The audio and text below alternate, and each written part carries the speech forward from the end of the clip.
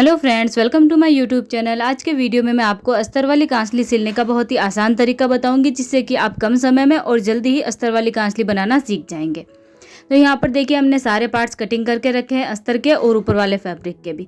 सबसे पहले हमें टुक्की को और ऊपर वाले अस्तर को, टुक्की के अस्तर को साथ में रखना है और इस तरीके से अटैच कर देना है चारों तरफ सिलाई लगा के, ताकि बिल्कुल भी इधर उधर ना सरके कपड़ा। उल्टे कपड़े और सीधे कपड़े का ध्यान रखिएगा और दोनों टुक्की को इसी तरीके से अटैच कर लीजिए चारों तरफ से। और एक्स्ट्रा फैब्रिक जो है ऊपर वाले फैब्रिक का, वो अस्तर का, वो कट कर दीजिए। अब देखिए, हमें आर्ट का अस्तर लेना है और टुक्की को इसके ऊपर इस तरीके से रखना है। फिर जो आर्ट का मेन फैब्रिक है, ऊपर वाला फैब्रिक, वो लेना है और इस तरीके से उल्टा रखना है इसके ऊपर, यानी कि बीच में जो टुक्की है वो रखनी है और ऊपर नीचे आर्ट का हमने फैब्रिक रखना है। और आधा इंच से भी कम कपड़ा सिलाई में लेते हुए यहाँ पर हमें स्टिच कर देना है।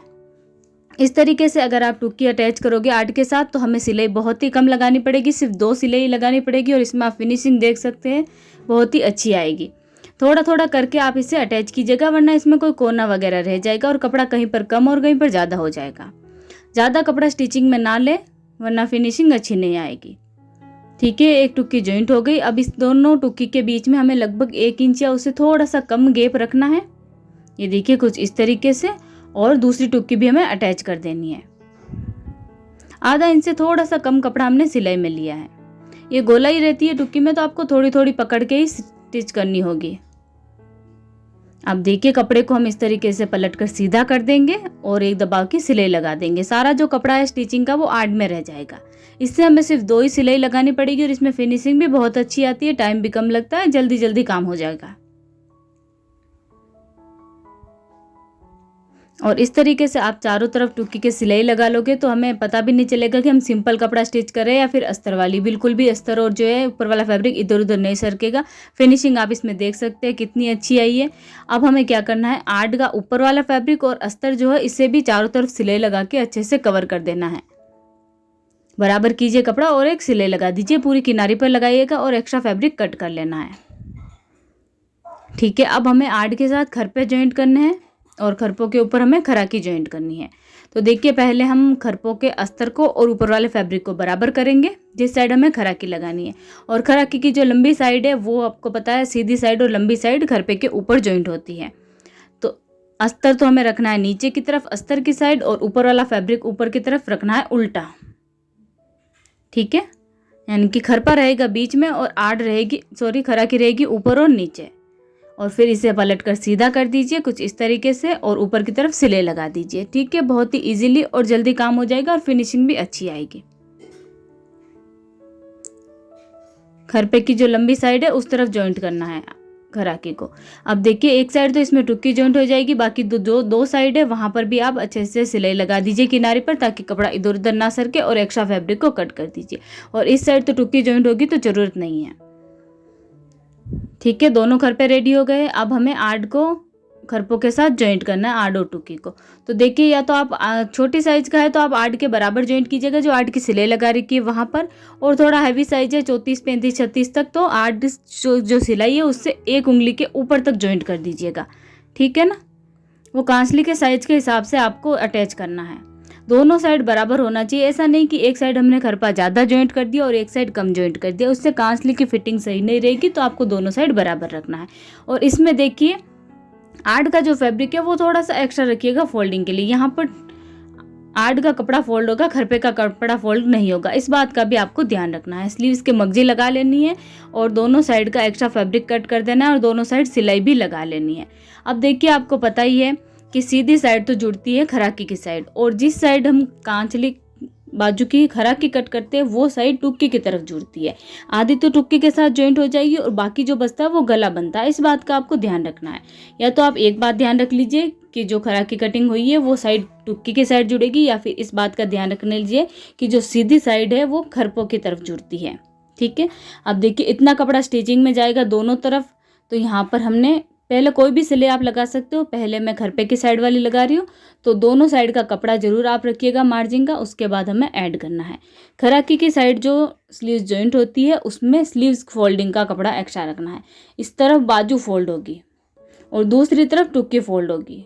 ठीक है, ये देखिए यहाँ पर हमने कपड़ा फोल्डिंग के लिए एक्स्ट्रा रखा है, यहाँ पर बिल्कुल भी गैप ना रहे, इस बात का आपको ध्यान रखना है। अब हमें दूसरी साइड यानी कि टुक्की की साइड वाली सिलाई भी लगा देनी है।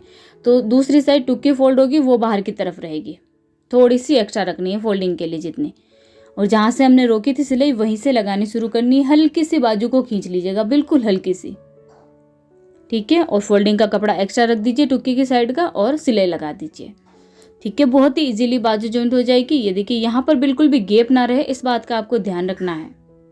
फिनिशिंग अच्छी होनी चाहिए। अब हम इसे पलटकर उल्टा करेंगे और स्लीव्स की तरफ हमने कपड़े को फोल्ड कर देना है। यहाँ पर बाजू एक्स्ट्रा रखी है हमने।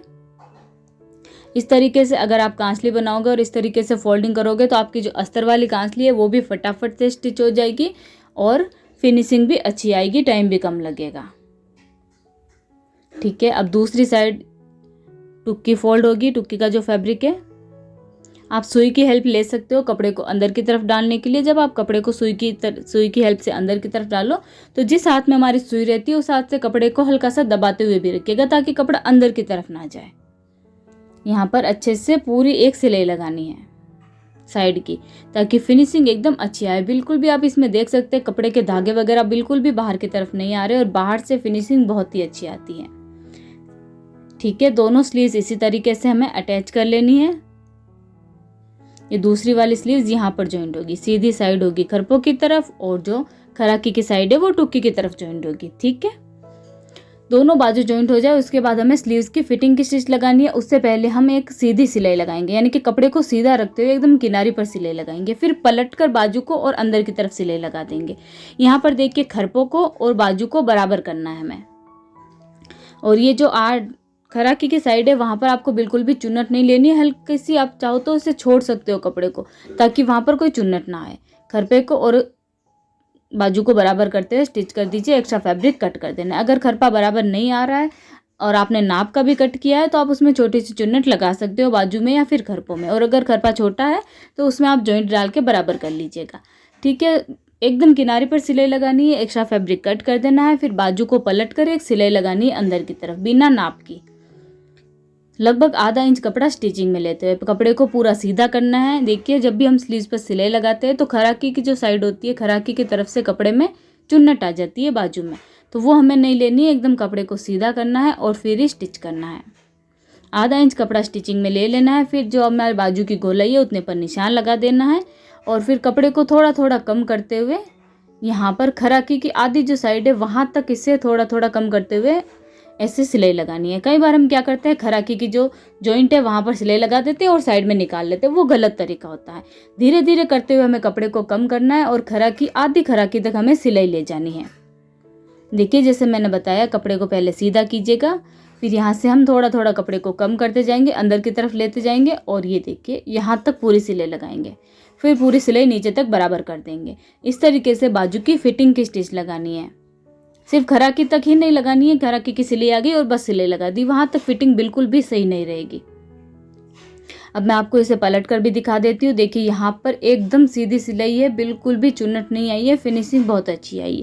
दोनों बाजू में बराबर नाप का सिलाई लगाइएगा, ठीक है। अब हमें मेन काम आता है इसमें गले की फिटिंग का।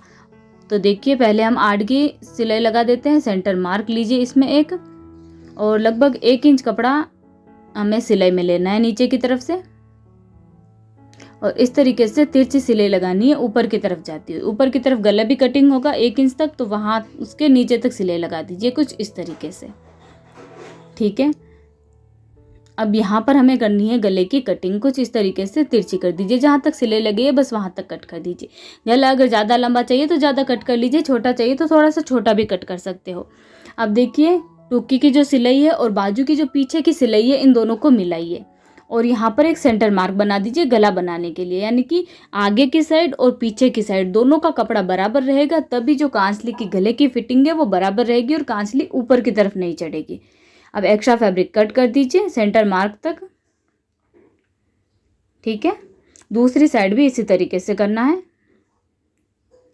सेंटर मार्क बना दीजिए एक पहले टुक्के की सिलाई और घर पे की सिलाई का, बाजू की जो सिलाई पीछे की मिलाते हुए सेंटर मार्क बनाइए और एक्स्ट्रा फैब्रिक कट कर देना है। ये कांसली का गला बनेगा। ये कांसली के गले की और कांसली ऊपर ना चढ़े इसीलिए भी होता है। अब हमें मगजी हमने बना ली है, कुर्ती की मगजी से थोड़ी छोटी हमें मगजी यहाँ पर लगानी होती है गले पर कांसली के। अब यहाँ पर रखना है और सीधी सिलाई लगा देनी है। कोने अभी नहीं बनेंगे, वो बाद में बनते हैं पूरी मगजी लग जाने के बाद। आधा इंच से थोड़ा कम कपड़ा स्टिचिंग में लेना है। बीच में भी कोई कोना नहीं बनाना है, साइड में भी, बस एकदम सीधी सीधी लगाते जाइए। मगजी को हल्का हल्का सा खींचते हुए रखिएगा, ज़्यादा भी नहीं खींचना है कि गला छोटा हो जाए, बस हल्का हल्का सा। गुणा एकदम बराबर निकालिएगा। अगर आपको वीडियो अच्छा लगे तो लाइक ज़रूर करना और हमारे चैनल को सब्सक्राइब करना ना भूलें। और भी कोई वीडियो या फिर कोई सिलाई से कटिंग से रिलेटेड आप बात पूछना चाहते हैं तो हमें कमेंट करके बता सकते हैं, हम आपकी हेल्प करने की कोशिश ज़रूर करेंगे। ठीक है, मगजी लग जाए उसके बाद देखिए दोनों साइड का गला हमें नाप लेना है बीच का सेंटर मार्क से, ये इस तरीके से कि दोनों साइड का गला बराबर है या नहीं, तभी कांसली की फिटिंग अच्छी रहती है। छोटी छोटी बातों का ध्यान रखते हुए हमें कांसली बनानी होती है, क्योंकि कांसली की फिटिंग थोड़ी सी दिक्कत आती है बैठने में। फिर हमें मगजी को फोल्ड कर देना है। अगर आप कांसली की कटिंग सही से करते हो और छोटी छोटी बातों का ध्यान रखते हुए कांसली की स्टिचिंग करते हो तो कांसली की फिटिंग बहुत अच्छी रहती है। ठीक है, अब हम एक्स्ट्रा फैब्रिक कट करेंगे और दबाव की सिलाई लगा देंगे। ये भी पूरी सीधी ही लगानी है हमें। सिलाई हो जाए, मगजी हो जाए, उसके बाद हमें कांसली में, आपको पता ही है गले में 3 चुन्नट लगाए जाते हैं। आपकी मर्जी हो तो लगाओ, अगर आपको पसंद हो तो, नहीं तो आप एक बीच वाला चुन्नट ही लगा सकते हो। देखिए साइड की जो टुक्की की सिलाई है वहां पर हमें एक चुन्नट लगाना है। ये इस तरीके से लगाना है, छोटा सा, आधा इंच से भी कम कपड़ा, 1/4 इंच कपड़ा हमें सिलाई में लेना है और तिरछी सिलाई लगानी है। मगजी का जो गुणा है बस वहीं तक सिलाई आनी चाहिए, उससे बाहर नहीं जानी चाहिए ये वाली सिलाई। चाहो तो आप गुणे पर भी ना लाओ, लेकिन गुणे से बाहर की तरफ नहीं जानी चाहिए ये वाली स्टिचिंग। ठीक है, दोनों साइड चुन्नट हो जाए उसके बाद हमें बीच वाला जो चुन्नट है वो लगाना है। ये थोड़ा बड़ा होता है, तिरछा लगाएंगे हम इस तरीके से। लगभग 1 इंच से थोड़ा कम कपड़ा स्टिचिंग में लेते हुए तिरछी सिलाई लगा देनी है। ये सिलाई आप गुणे तक लगा दीजिए, उससे आगे नहीं जानी चाहिए। ठीक है, आगे तक जाओगे तो ऐसा लगेगा कि हमने चुन्नट ले लिए कपड़े में, बिल्कुल फिनिशिंग नहीं आएगी। इसमें देखिए बिल्कुल भी सलवटें नहीं आई है, एकदम अच्छे से चुन्नट आ गई है। तो ये कांसली के गले की भी फिटिंग हो गई है। अब बाकी बचती है पीछे की पट्टी और नीचे की पट्टी। साइड पीछे की पट्टी लगाने के लिए हमने 2 पट्टी को ज्वाइंट कर लिया। लंबी पट्टी ना हो तो ज्वाइंट करके भी लगा सकते हो। पट्टी को नीचे की तरफ रखेंगे और कांसली को ऊपर की तरफ। आप चाहो तो बैक साइड में भी मगजी लगा सकते हो और चाहो तो इस तरीके से पट्टी भी लगा सकते हो। पट्टी सीधी ले सकते हो, उरे भी ले सकते हो, लेकिन बेलन नहीं पड़नी चाहिए लगाते वक्त, इस बात का आपको ध्यान रखना है। अब इस पट्टी को हम ऊपर की तरफ फोल्ड करेंगे। जो सिलाई हमने लगाई है उसी के ऊपर तक ही फोल्ड करना है, न अंदर की तरफ न बाहर की तरफ। ठीक है, अगर ज़्यादा अंदर की तरफ करोगे तो कांसली की स्लीव्स की लंबाई छोटी हो जाएगी, बाहर की तरफ कर दोगे तो लंबी हो जाएगी, इसीलिए उसी के ऊपर तक ही करना है। और बांधने वाली डोरी भी इसी में साथ में ही लगा लेनी है, अलग से लगाने की जरूरत नहीं होगी। अब देखिए आड़ में हमें 2 चुन्नट लगाने होंगे।